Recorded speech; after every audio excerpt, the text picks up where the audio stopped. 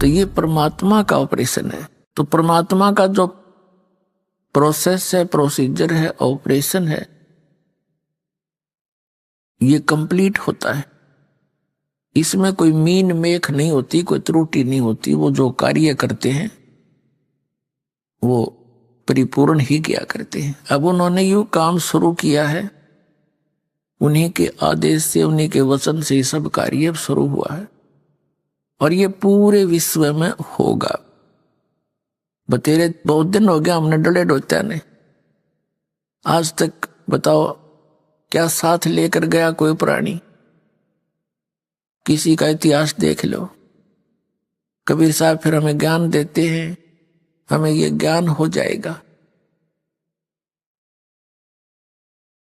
कि यहां कितना ही धन जोड़ लेते हो आप, संपत्ति बना लेते हो और 1 सेकंड में मृत्यु हो जाती है। कोई काम है यो?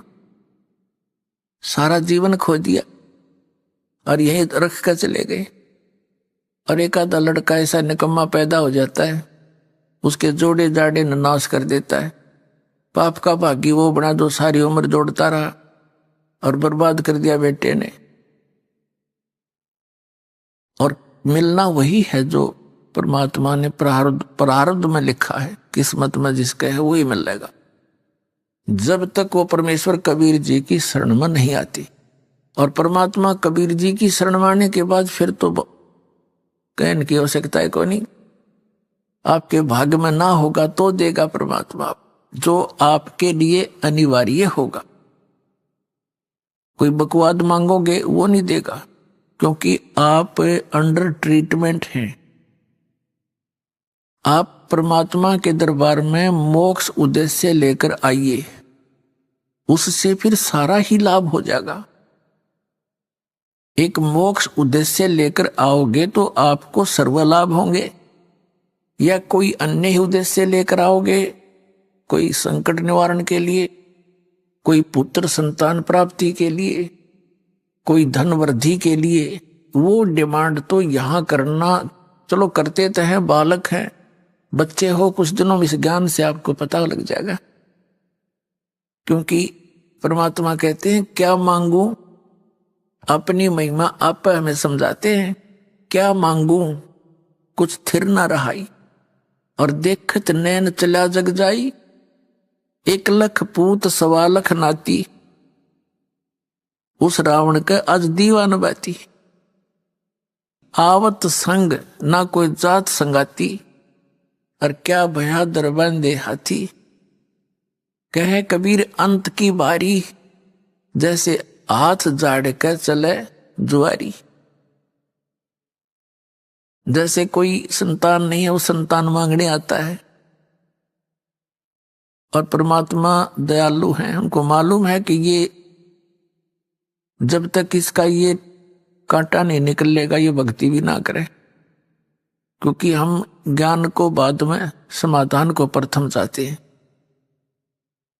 तो वो भी दया यहां बख्श दी जाती है और उनको अच्छी आत्मा दी जाती है। अच्छी आत्मा देगा भगवान, ना किसी संतान ने के फूके।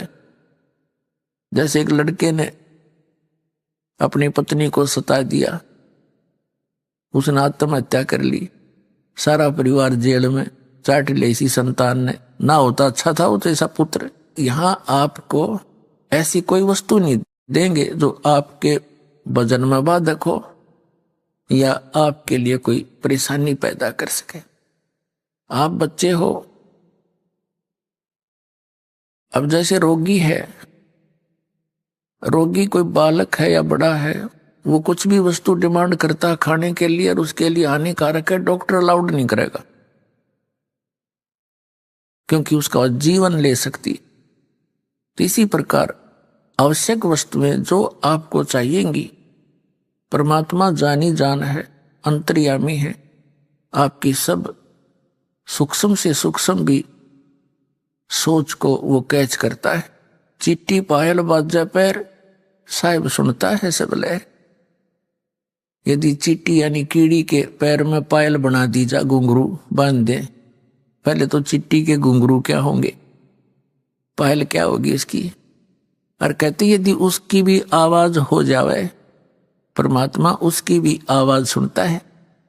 चिट्टी पायल बाजे पैर, परमेश्वर सुनता है सब लहर। तो वो अंतर्यामी है, आप जो उद्देश्य लेकर आए हो खूब जानता है, लेकिन आपको उसने क्या देना है उससे भी वो खूब परिचित है। तो यहां संत मते में और इस मोक्ष मार्ग में परमात्मा ने कुछ गाइडलाइन दी है, उनके निर्देश अनुसार हमने चलने से ही परमात्मा का विशेष लाभ मिलेगा। क्या बताते हैं कि जो राखे तो ही रहूं, मेरा क्या चारा, खाने जाद खरीद हूं गुलाम तुम्हारा। कि जैसे राज्य क्रमता राम की, रजा धरे जो शीस, दास गरीब दरस परस तिस बैठे जगदीश। किस परमात्मा की रजा में राजी रहे। जब तक आप इस शरण में नहीं आए थे तब तो काल की रजा थी और आपके कर्मों की रजा थी, उसमें राजी रहो या ना रहो वो तो आपको होना ही होना था। दुख भी मिलना था, प्रारब्ध का सुख भी मिलना था। अब यहां रजा भगवान कबीर साहब की चलेगी, आपके कर्मों की नहीं चलेगी। आपके कर्मों में आपत्ति है, संकट है, वो नहीं आने देंगे। फिर भगवान की आवश्यकता जन्य कर टूटेंगे और भक्ति भी करते रहे, फिर कौन पूछे भगवान को, क्या आवश्यकता परमात्मा की। तो पुण्यात्मा, तो अब आप उस परमेश्वर की शरण में आगे हो और आपका उद्देश्य होना चाहिए जन्म और मृत्यु के रोग का उपचार हो। यदि ये नहीं हुआ तो उसके बारे में बताते हैं,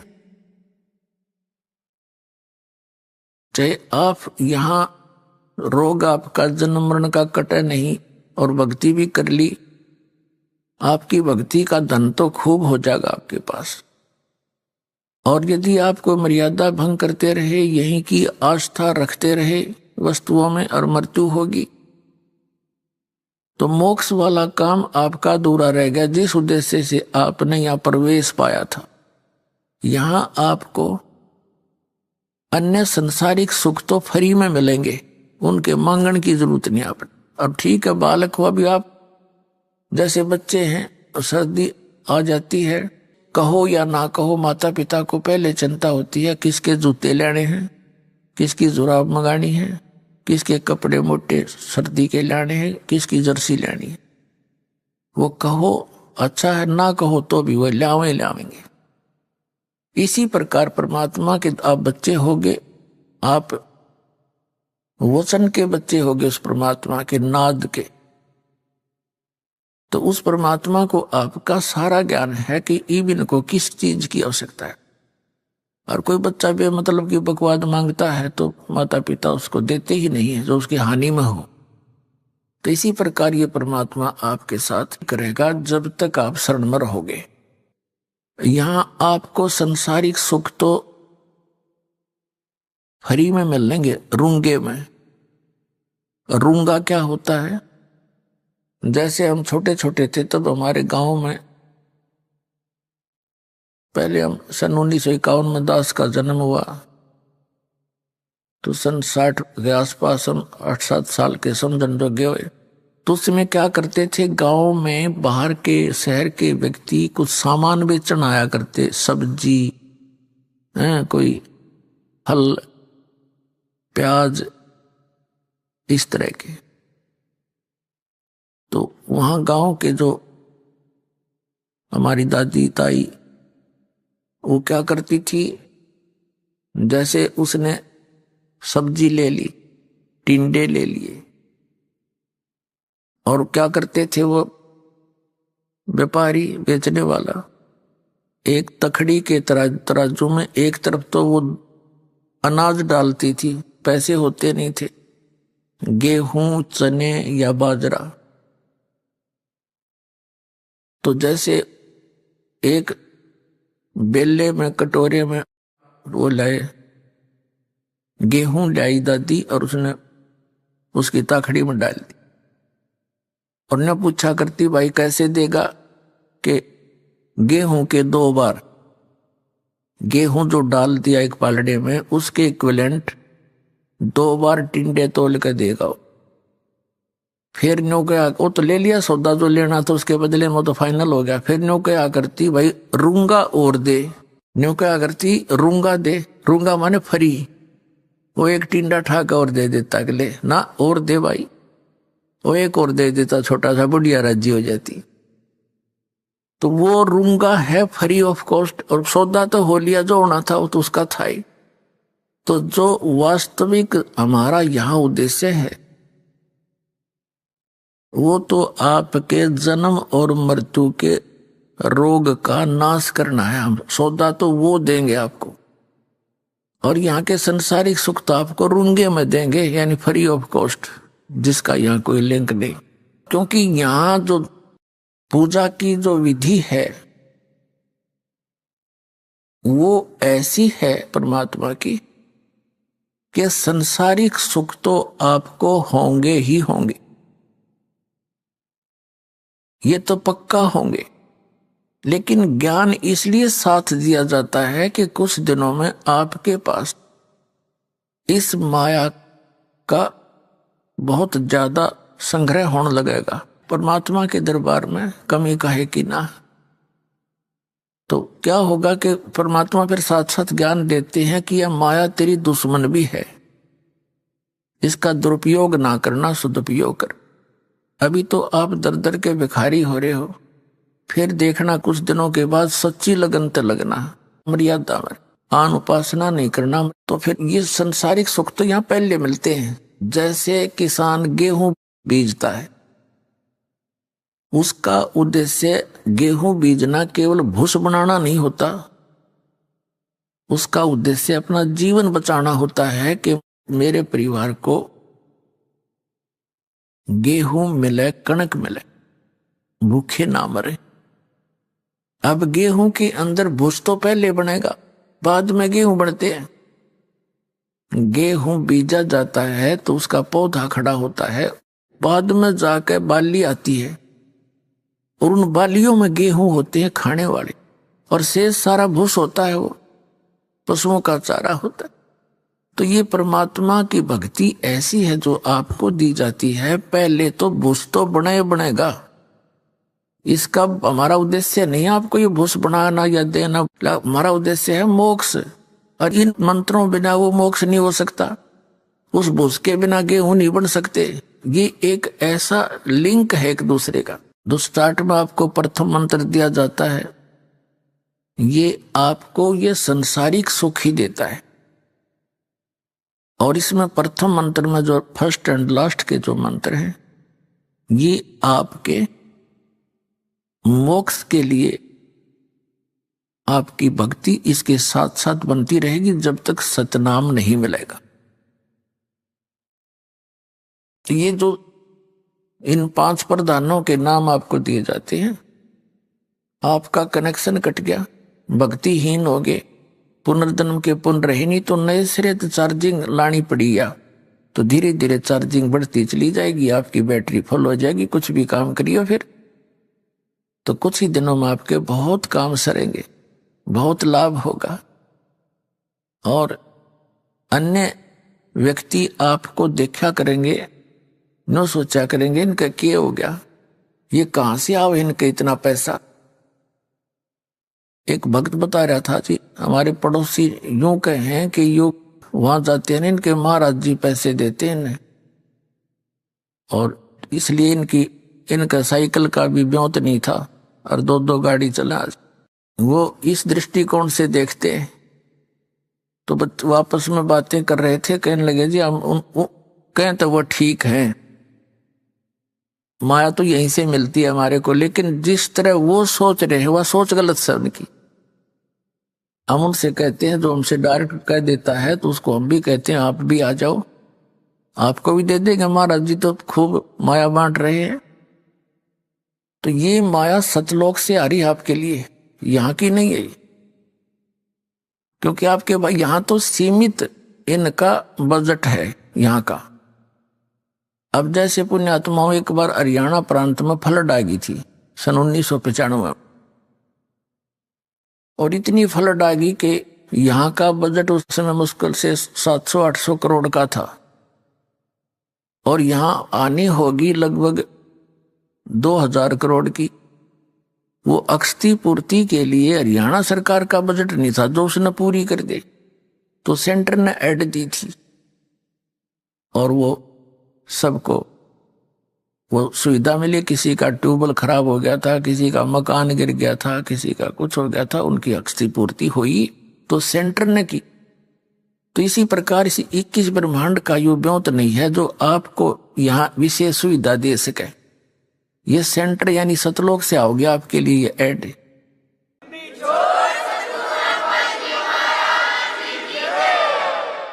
तो इस प्रकार आपने या तो चिंता छोड़ देनी चाहिए कि अब मुझे क्या मिलेगा क्या ना मिलेगा, लेकिन आप दूध के जले हुए हो, छाछ को भी फूकते हो बहुत दिनों तक, समय लगेगा, धीरे धीरे आपको विश्वास हो जाएगा और विश्वासी परमात्मा आपको करा देगा, क्योंकि आपको सुख प्रारंभ हुए और आपका विश्वास दृढ़ होने लगा। आपको लाभ मिलेगा जब आप नियम ठीक रखोगे। यदि नियम ठीक नहीं रखोगे तो फिर बात नहीं बनेगी। जब लग हंसा हमारी आना और काल लगे नहीं तेरा बात। कबीर परमात्मा कहते हैं जब तक ये हे हंस, ये प्यारी आत्मा मेरी शरण में रहेगा, तब तक हे काल तेरा कोई अटैक उस पर नहीं हो सकता। और ये परमात्मा के जो नियम हैं ऐसे समझ लेना जैसे लक्ष्मण रेखा होती है। कौन कौन से नियम हैं? आन उपासना नहीं करनी, जो दास भक्ति बताता है इसमें सभी पूजाएं आ जाती है। इसके अतिरिक्त कोई और पूजा आप अपनी परंपरागत करते हो तो वो शास्त्र विधि को त्याग कर आपका मनमाना आचरण है। श्रीमद् भगवद गीता अध्याय नंबर 16 के श्लोक नंबर 23-24 में कहा कि अर्जुन, शास्त्र विधि को त्याग कर जो मनमाना आचरण करते हैं उनको न तो सुख होता है, न उनको कोई सिद्धि प्राप्त होती है, न उनकी परम गति होती है। यूजलेस। फिर क्या फायदा डले ढोने का। और शास्त्र में कुल साधना कौन सी है? पवित्र वेदों में, पवित्र श्रीमद् भगवद गीता में और पवित्र सूक्ष्म वेद जो कबीर परमेश्वर के द्वारा दिया गया अमृत ज्ञान सच्चिदानंद घन ब्रह्म की वाणी में जो भी साधना लिखी है, उसके अतिरिक्त जो भी हम साधना करते हैं, भक्ति करते हैं, वो शास्त्र विधि को त्याग कर मनमाना आचरण है। चाहे वो पुराणों से आपने लिया है, चाहे आपने किसी उपनिषद से वो भक्ति ली है, यदि वो इन परमात्मा के वेद और गीता से नहीं मिलती तो यूजलेस। तो ये प्रथम तो ये है कि आन उपासना नहीं करनी और पूजा नहीं करनी, जो हम दे वही करनी है। इसके विषय में कबीर साहब कहते हैं 100 वर्ष तो सतगुरु पूजा, एक दिन आन उपासी, वो अपराधी आत्मा फिर पड़े काल की फांसी। कहते हैं 100 वर्ष आपने अपने गुरु जी के द्वारा बताई हुई यथार्थ भक्ति कर ली और एक दिन आन उपासना कर ली, कहते तेने बैठा बैठा दिया, सारा काम बिगाड़ दिया, नाम खंड हो गया, परमात्मा रूठ गया। परमात्मा रूठे पाछे फिर हमारे पास क्या रह गया? चाहे कितनी भक्ति कर ली, वो जिस उद्देश्य को लेकर चले थे वो उससे वंचित रह जाओ। फिर क्या बताते हैं? परमात्मा की शरण में आने के बाद आपके ऊपर किसी भी देवी देवता, भूत प्रेत, बहरो बैताल का कोई असर नहीं हो सकता। ये सत्कर मान लेना। चाहे को करके देख लियो, कितना कुछ कर लियो। हमने बहुत से प्रमाण भी बता रखे हैं आपको बहुत बार, जो यहाँ भक्त आते हैं जिनके ऊपर इन सियाने सपटिया ने खूब करके देखा, कोई असर नहीं हुआ, उल्टे वही दुखी हो गए। तो उन्होंने स्वयं फोन करके बताया हमारे बच्चों को, हमारे भक्तों को कि भाई आपकी भक्ति अनमोल है, आज तक हमारे मंत्र किसी पर निष्क्रिय नहीं हुए थे, आप पर यह कारगर सिद्ध नहीं हुए और आप सही लगे हुए। तो पुण्यात्माओं, ये कोई बालकों का बताया मार्ग नहीं है। खुद धनी ने आके यो ज्ञान दिया अपने बच्चों को जो दास के पास उपलब्ध है।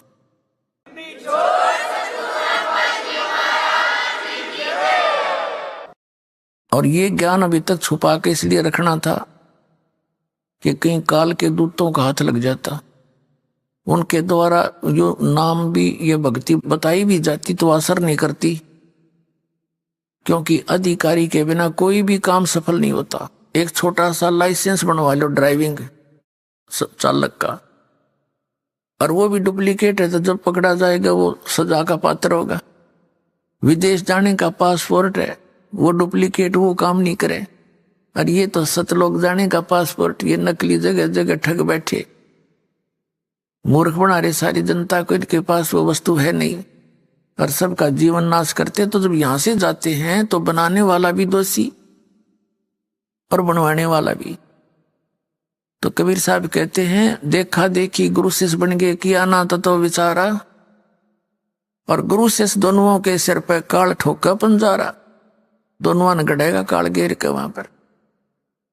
तो वहां चिल्ला भी पट्टेगा और गुरु जी की भी वही मजाई हो रही होगी, तो दोनों रोएंगे बैठ के, फिर क्या बने, वो छूट की डोर हाथ थे।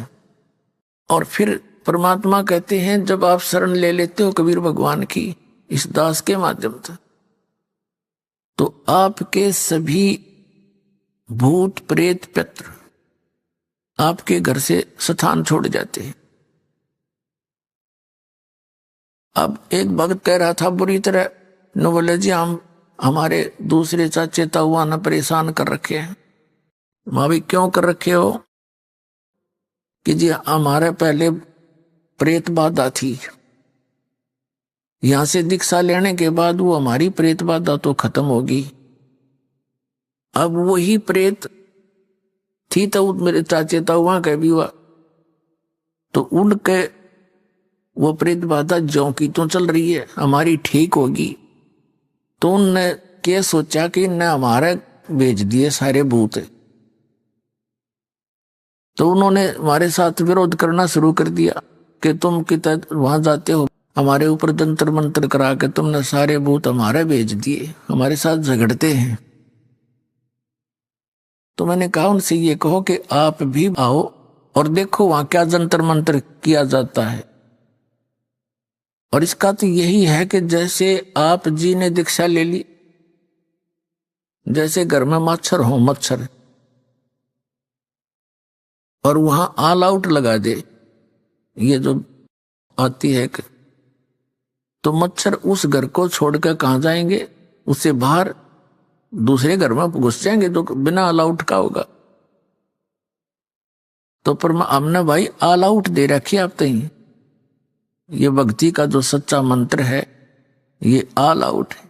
और उनसे भी कहो कि वो भी आके यहाँ ले लें ऑल आउट, वो फिर अपने आप वो भी सुखी हो जाएंगे।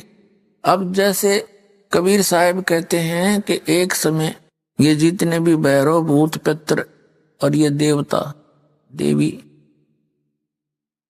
मेरे पास आकर खड़े हो गए और कहने लगे जो आपकी पूजा करते हैं, आपको मानते हैं, वो हमें नहीं पूजते। अब हमें बताओ हम कहां जाएं, हमें ठौर बताओ। कबीर साहब ने कहा जो मेरी पूजा नहीं करते वो तुम्हारे लिए ही है, उनको लूटो खाओ। देवी देव ठाड भये हमको ठोर बताओ, जो मुझको पूजे नहीं उनको लूटो खाओ। जाओ तुम जो मुझे नहीं पूछते खाओ। और फिर मर्यादा है बीड़ी शराब मांस तंबाकू सेवन मदिरा सेवन मांस आहार और दुराचार भ्रष्टाचार चोरी डाके ठगी मिलावट, ये जुल्म नहीं करना। पुणात्माओं जब भगवान प्रसन्न हो गया तो सब कुछ मिल गया, और परमात्मा रूठ गया तो सब छूट गया। तो सबसे पहले हमने ये डर कर रहना चाहिए कि भगवान रुष्ट ना हो। रूठो जग सारा रूठो ना परमेश्वर हमारा, इन्हीं का है परम सहारा। हमने है भी इसी नहीं का, हमें ज्ञान नहीं, ज्ञान होने के बाद भी फिर हम जानबूझ के गलती करें तो ऐसा अनजान फिर भगवान नहीं कि फिर भी मदद करेगा? नहीं, इतना ज्ञान दिया जाएगा कि इंसान गलती नहीं कर सकता भूल के भी, ना चोरी कर सकता, ना जारी कर सकता, ना रिश्वत ले सकता। जहर दिखाई देगा, किसके लिए लेंगे? तो ये जो मर्यादा आप रखोगे, फिर परमात्मा की बरकत देखना। अभी हम अपने हिसाब से तो चल ही रहे थे, दूनी बिरान मट्टी करवा ली, अपनी जीव संज्ञा की सोच से तो हम चल ही रहे थे, कुछ भी लाभ नहीं हो रहा। अब इस दास के बताए अनुसार परमात्मा पर विश्वास करके देखो कुछ दिन, फिर देखियो आपको क्या क्या सुख होगा। आपकी जबान का थूक सूख जाएगा दूसरे को बताते बताते।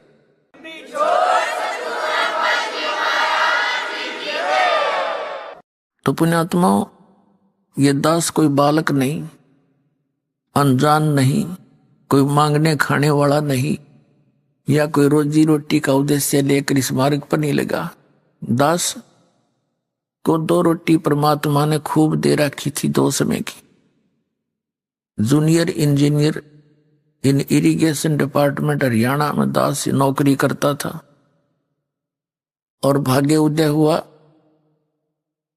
परम संत स्वामी रामदेवानंद जी के चरणों की धूल मिली, एकदम जीवन बदल गया। जिस टारगेट को लेकर, उद्देश्य लेकर जी रहे थे, वो तो कति नकली दिखाई दिया। जो उद्देश्य था मूल इस मनुष्य जीवन का, उसको हमने पता ही नहीं था। उस परम संत के बताए ज्ञान से अंतःकरण में एक न्यारी रोशनी हुई, और फिर 17 फरवरी अमावस्या 1988 को दास को दीक्षा की भीख मिल गई। उस दिन के बाद अपनी नौकरी भी करता था, परमात्मा की भक्ति दिन रात करता था, क्योंकि यह भक्ति प्रारंभ से लेकर आज तक यही है और है ही नहीं। इसमें न अज्ञानियों ने गलत साधना करके हठ योग आदि व्रत रखने फलाना करना ये शुरू करा दिए, और इसको आम जन साधारण कर नहीं सकता।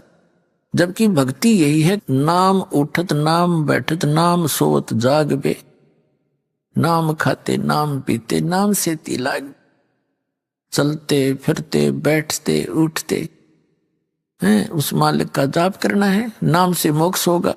क्योंकि अपने जो दैनिक कार्य के बाद हमारे पास घना समय है, और जब तक हम इस भक्ति मार्ग पर ज्ञान पर नहीं लगते तो हमने वो समय जो हमारा भक्ति में लगना था वो गलत जगह लगाते थे, या तो किधर गप्पे मारा करते बैठ के पार्क में, या किधर और मित्र रिश्तेदार के पास सहमत जा खड़े होते, या फिर गुटी लगाने लग जाते, या ताश खेलते थे, या राजनीति की बतलाया करते, या किसी की और निंदा चुगली कर लेते, या फिल्म देखने लग जाते आंख फाड़ के। तो वो जो समय हम बर्बाद किया करते थे, उसी समय को अपने पेट वाले समय से निकाल कर, अपना निर्वाह वाले समय के अतिरिक्त बहुत समय हमारे पास, जैसे 8 घंटे ड्यूटी है तो 16 घंटे से 6 घंटे सो ले, 10 घंटे क्या फिर क्या काम है, रोटी भी खा ले, नहा भी ले, उस मत है, और फिर भी समय बच गया। घंटा 2 घंटा 3 घंटे मालिक का सारे दिन में भी समय मिल गया, नहीं समय बेड़ा पार हो जाएगा।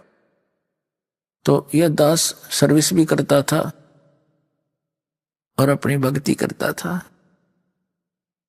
जैसे ये फील्ड का काम होता था, वहां तक जाते थे बस में बैठ कर या जीप में या व्हीकल से, तो वहां तक दास केवल सिमरण करता जाता था, सिमरण करता आता था। 2-2 घंटे लग जाते आने जाने में। काम का काम, राम का नाम। ऐसे ही आप यहां से बैठते हो, कोई तो बेचारे 24-24 घंटे सफर करके पुण्यात्मा आते हैं मालिक के दरबार में, भगवान के बच्चे, कोई 2 घंटे कोई 4 घंटे। तो उस दौरान अपना ज्यादा से ज्यादा मंत्र में ध्यान रखें। वो तो समय आप पैक हो गए उस मत के में, और सोच भी नहीं सकते, कुछ कर भी ना सकते। फिर भी ऐसे भी जैसे खेत में जाते हैं, ड्यूटी पर जाते हैं, तो कुछ ना कुछ मंत्र थोड़े बहुत जरूर करता रहे, याद रखें। इससे हम काम बन जाएगा। ये कोई न सोचा भाई पूरी शांति हो लेगी फिर भक्ति करेंगे। शांति कब होगी? परमात्मा कहते हैं जो जन मेरी शरण है ताका हूं मैं दास, और गेल गेल लग गया फिर जब लग धरती आकाश। एक व्यक्ति था परमात्मा का पुनर्जन्म का कोई भक्त, अब वो किसान था। अब परमात्मा कहते हैं जो मेरी एक बार शरण में आ गया किसी भी युग में, परमात्मा कहते हैं उसने निकाल कर छोड़ दूंगा, उसके साथ साथ फिरता रहता हूं मैं जब लग धरती आकाश रहेगा उसको। पर वो मुझे पहचान नहीं पाता, उसका दुर्भाग्य है। तो उस किसान के पास परमात्मा एक साधु रूप में गए कबीर जी।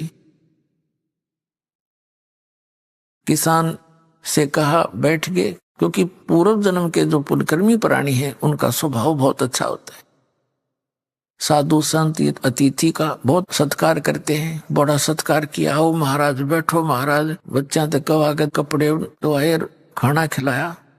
परमात्मा बोले भगत तेरा स्वभाव भी अच्छा, लेकिन सारा काम बिगड़ रहा है आपका भक्ति बिना, भक्ति करा करो। किसान कहने लगा महाराज जी ये बैठे हम नहीं भक्ति करने का, ये बस समय नहीं, छोटे छोटे बालक हैं, कमाना है, खेती करूंगा, थोड़े से बच्चे समझदार हो जाएं, ये अपना काम संभाल दे महाराज जी, फिर मैं भक्ति ये करूंगा, मैं और काम में को नहीं। परमात्मा चले गए। अब वो बच्चियां की शादी भी कर दी, बच्चों ने खेत का काम भी संभाल लिया और उनका पोता पोती भी हो रहे। तो परमात्मा गए, अगुवाई किसान भक्त अब होगी तो न फुर्सत, आ जाओ ईब कर ले, भक्ति ले ले नाम। कहने लगा बाबा जी महाराज जी देखो छोटे छोटे बच्चे हैं, लड़के खेतों में काम करते हैं, मैंने पोते रखने पड़ते हैं, अभी मेरा काम पूरा नहीं हुआ है, फिर देखूंगा बच्चे पोते थोड़े ठीक हो लड़।